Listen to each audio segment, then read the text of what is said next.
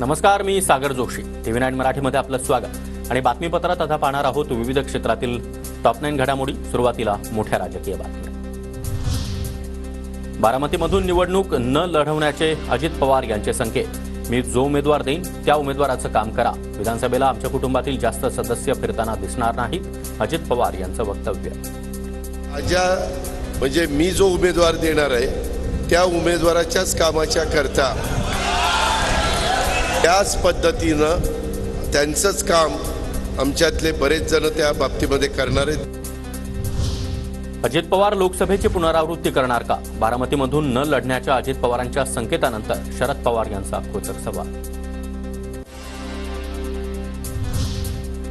अजित पवार यांनी बारामतीमधून कुणाला उमेदवारी द्यायची हा त्यांचा अंतर्गत प्रश्न. महाविकास आघाडीचे सर्वच ठिकाणी सक्षम उमेदवार, कुणीही अति आत्मविश्वासामध्ये राहू नये, सुप्रिया सुळेंचा अजित पवार यांच्यावर निशाणा. अंतर्गत पक्षांना एका लोकशाहीमध्ये कुठल्या पक्षाने कुठला उमेदवार द्यायचा तो त्यांचा अंतर्गत प्रश्न आहे. भारत हा इतका अप्रतिम देश आहे की त्याच्या टॅलेंटची कमतरता नाही. त्याच्यामुळे मीही असं समजू नये, मी माझ्यापासून म्हणते. अजित पवार खरंच दिलेला शब्द पाळणारे असतील तर ते विधानसभेला उभे राहणार नाहीत. अजित पवारांचे सख्य बंधू श्रीनिवास पवार यांचा खोचक टोला. मी शब्दाचा पक्का आहे, मी दिलेला शब्द पाळतो आणि मी जे बोलतो तसंच करतो, किंवा ते बोलले होते बरोबर आहे, एखाद्या वेळेस ते तसं करतील, पण त्यांचा स्वभाव बघता जर ते खरंच शब्द पाळणारे असतील तर ते उभा राहणार पण नाही.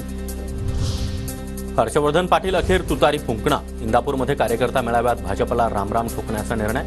शरद पवार गटात गेल्यावर शरद पवार पुढचा निर्णय घेतील. मात्र मी निवडणूक लढणार अशी शरद पवार यांचीच इच्छा. विधानसभेच्या उमेदवारीवरून हर्षवर्धन पाटलांचं वक्तव्य.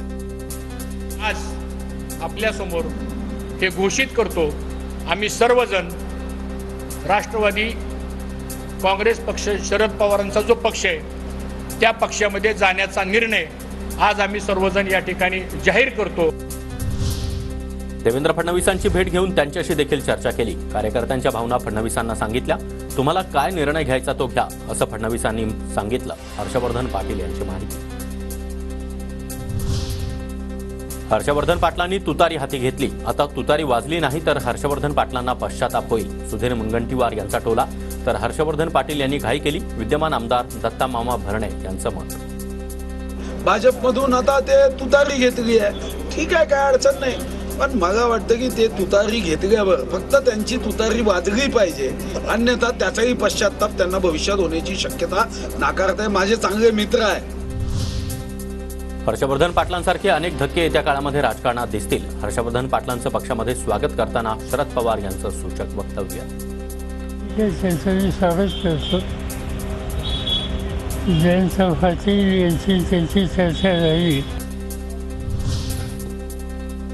उपमुख्यमंत्री देवेंद्र फडणवीस यांच्या विरोधामध्ये राज्य निवडणूक आयोगाकडे नोटीस. काँग्रेसचे सिंगलकर यांनी कायदेशीर नोटीस पाठवली. फडणवीसांच्या वोट जिहाद या शब्दावर आक्षेप. अशा वक्तव्यानं समाजामध्ये द्वेष निर्माण होत असल्याचा नोटीसमध्ये उल्लेख.